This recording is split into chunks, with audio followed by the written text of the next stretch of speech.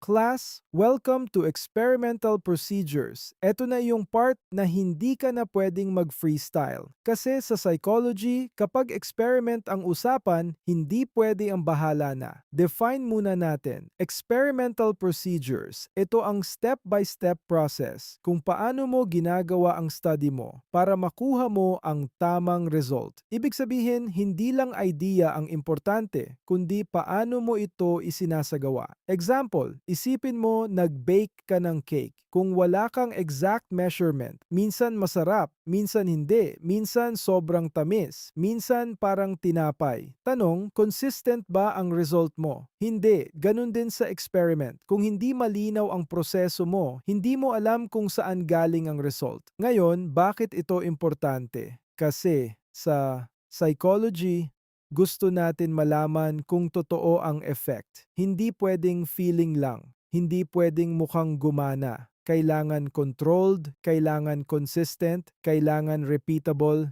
interactive tayo. Isipin mo gagawa ka ng experiment. May dalawang group ka. Yung isa binigyan mo ng malinaw na instruction. Yung isa vague lang. Kapag magkaiba ang result nila, tanong dahil ba sa variable o dahil sa gulo ng instructions mo? Doon pumapasok ang experimental procedures. Ito ang nagtatanggal ng kalituhan. Kaya tandaan ninyo, sa experiment, hindi ang pinaka-creative ang nananalo. Ang nananalo, iyong pinaka-consistent. So tanong ko sa inyo, kung gagawa kayo ng study, mas importante ba ang magandang idea o ang malinaw at consistent na proseso? At dito magsisimula ang unang pinaka-importanting concepts, standardization.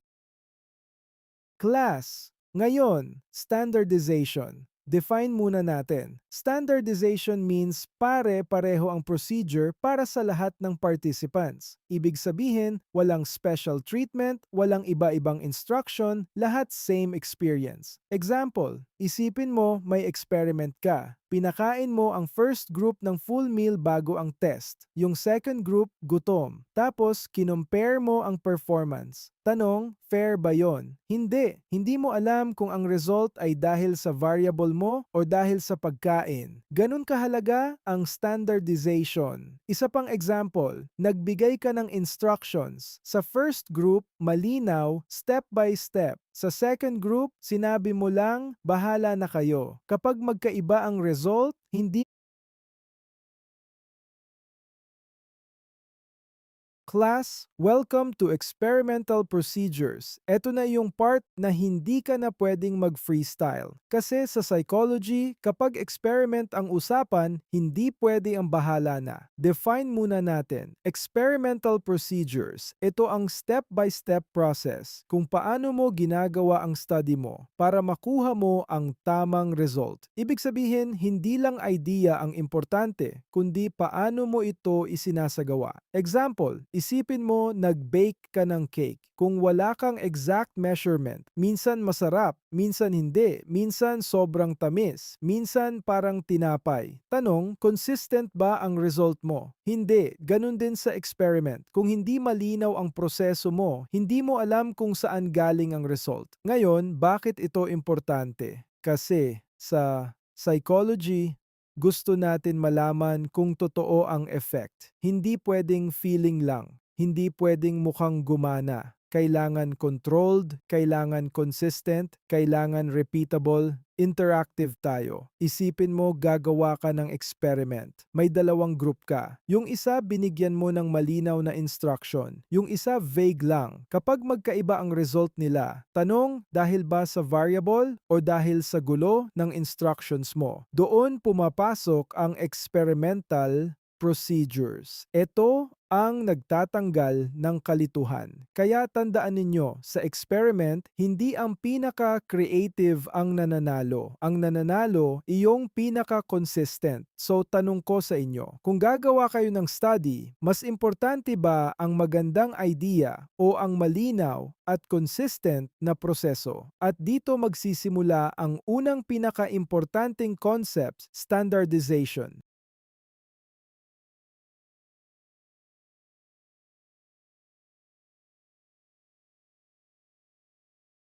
Class. Ngayon, standardization. Define muna natin. Standardization means pare-pareho ang procedure para sa lahat ng participants. Ibig sabihin, walang special treatment, walang iba-ibang instruction, lahat same experience. Example, isipin mo may experiment ka. Pinakain mo ang first group ng full meal bago ang test. Yung second group, gutom. Tapos, kinompare mo ang performance. Tanong, fair ba yon? Hindi. Hindi mo alam kung ang result ay dahil sa variable mo o dahil sa pagkain. Ganun kahalaga ang standardization. Isa pang example, nagbigay ka ng instructions. Sa first group, malinaw, step by step. Sa second group, sinabi mo lang, bahala na kayo. Kapag magkaiba ang result, hindi mo na alam kung saan galing ang difference. So, tandaan ninyo.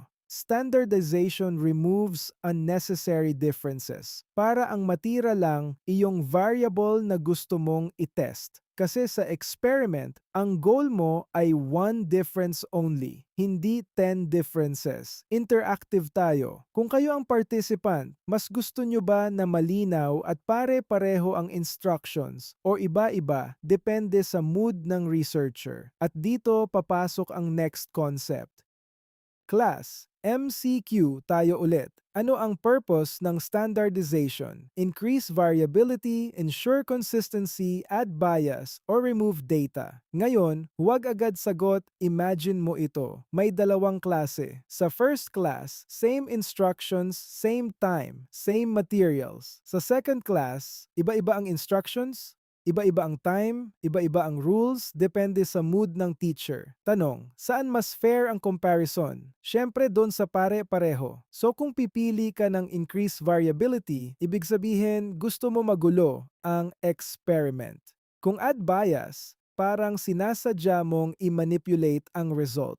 Kung remove data, sayang ang information. So ang tamang sagot, ensure consistency. Ibig sabihin, pareho ang proseso para ang difference sa result ay galing lang sa variable na gusto mong itest. Gawin nating simple. Standardization means same experience for everyone. Para kung may difference sa outcome, alam mo kung saan nanggaling. Hindi ka nang huhula. Interactive tayo. Kung kayo ang researcher, gusto nyo ba na malinaw kung saan galing ang result? Or okay na kayo sa guess-guess lang? At ngayon, na malinaw na ang standardization, lilipat tayo sa next concept. Paano mo kinokontrol ang ginagawa ng participants, which is instructions and manipulation? Class. Ngayon, instructions and manipulation. Define muna natin. Instructions, ito ang eksaktong sinasabi mo sa participants kung ano ang gagawin nila. Manipulation, ito ang pagbabago na ginagawa mo sa independent variable para makita mo ang effect nito. Ibig sabihin, dalawang control ang hawak mo. Kung ano ang sinasabi mo at kung ano ang binabago mo. Example, isipin mo may study ka about attention. Sa first group, sinabi mo, focus and memorize this list carefully. Sa second group, sinabi mo lang, tingnan nyo lang ito sandali. Tanong, pareho ba ang ginawa nila? Hindi. So kung magkaiba ang result, hindi mo alam kung dahil sa variable o dahil sa instructions. Ngayon, manipulation naman. Halimbawa, gusto mong itest kung may effect ang background noise. Yung isang group, tahimik ang environment. Yung isa, may ingay.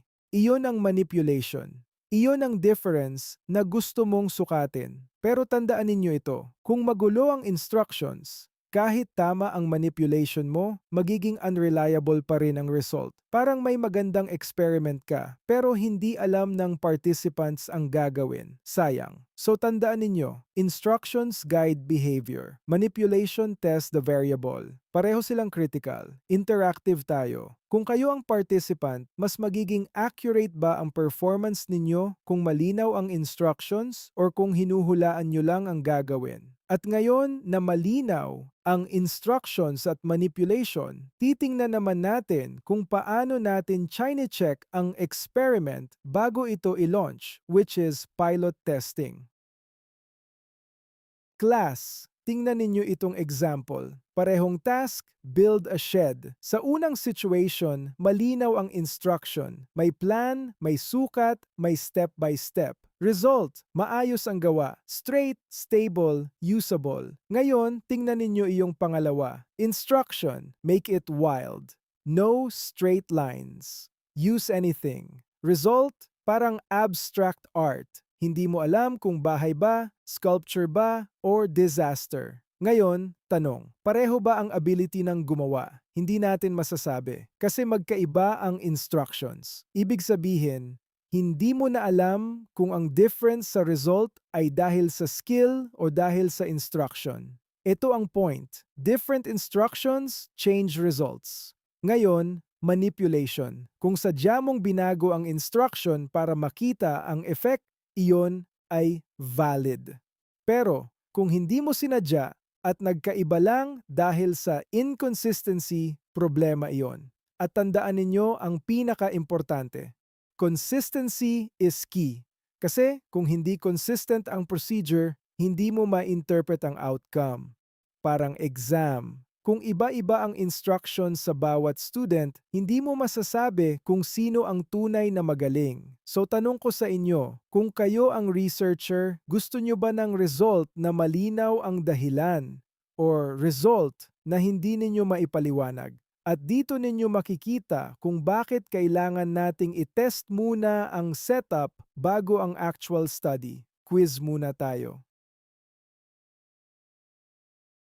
Class, MCQ tayo. What does manipulation refer to? Dependent variable, random error, independent variable, or sampling? Ngayon, huwag agad sagot, imagine ninyo itong nasa picture. Parang game show. Final question, pressure, spotlight, pawis na pawis ka. Pero kahit mukhang dramatic, kailangan logical ang sagot. Isipin natin, dependent variable, ito iyong outcome, ito ang sinusukat mo. Halimbawa, score, performance, reaction time. Hindi ito ang minamanipulate. Random error, ito iyong mga bagay na hindi mo kontrolado, noise sa data. Sampling, ito iyong pagpili ng participants. Hindi rin ito ang binabago mo sa experiment. Ngayon, ano ang manipulation? Ito ang independent variable. Ito ang variable na sinasadya mong baguhin para makita ang effect. Halimbawa, may music versus walang music. May pressure versus walang pressure. Iyon ang manipulation. Iyon ang control mo. Gawin nating simple. Manipulation is what you change. Dependent variable is what you measure. So ang sagot, independent variable. Pero tandaan ninyo ito, kapag hindi malinaw kung ano ang minanipulate ninyo, wala kayong karapatan mag-conclude kasi hindi ninyo alam kung saan nanggaling ang result. So tanong ko sa inyo, kapag may nakita kayong difference sa outcome, sigurado ba kayo kung ano ang binago ninyo? O baka marami kayong sabay-sabay na nabago? At ngayon na malinaw kung ano ang manipulation, pupunta tayo sa next step. Paano natin chine-check ang experiment bago ito ilabas sa full study, which is pilot testing?